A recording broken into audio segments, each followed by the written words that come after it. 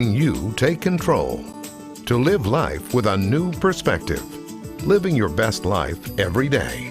Intentional Living with KLBK's Terri Furman, sponsored by Sanders Funeral Home.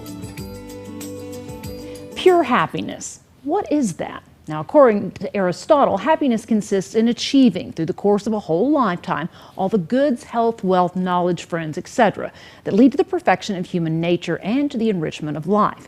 But back here in 2022, with so much going on in the world, what is the road to happiness? In this week's Intentional Living, I spoke with a holistic healing expert who gives us 7 different ways to find it.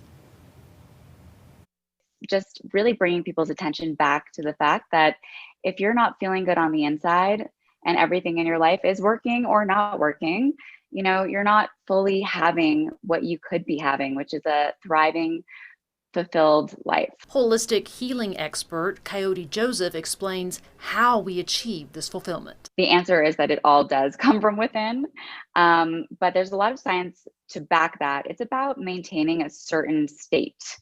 If we want to feel inspiration, we have to live in a place where our nervous systems are regulated, where we're not living in day-to-day stress. But the first 5 are truly about getting that inspiration fire lit.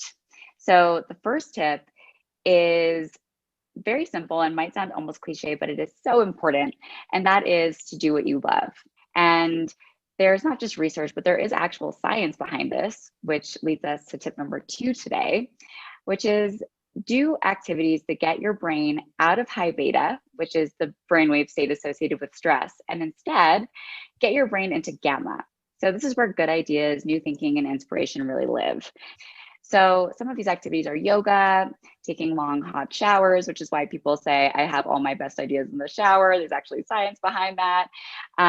Meditating. My third tip for you today, Terri, is do an act of kindness.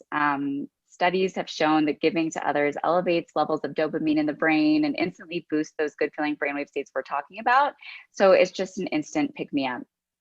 My 4th tip is for everybody who's at home right now, and super simple and easy.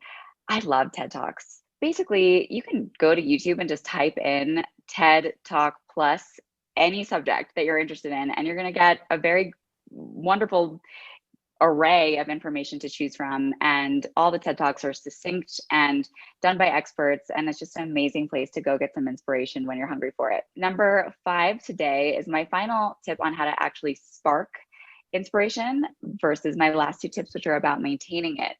And that is to take action on the things you've been putting off. The first of my 2 tips for maintaining that spark are to prioritize self-care. So if you want to stay inspired, and you want to really be able to hone this as a part of your daily life, what you need to do is you need to become aware of what your stressors are and find a way of managing those things in a way that feels healthy and good for you.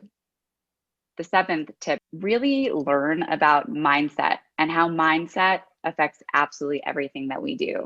I have a meditation on my website, coyotejoseph.com, and it is an inspiration meditation, and it actually takes you through a step-by-step process of feeling and imagining and being your most inspired, thriving self.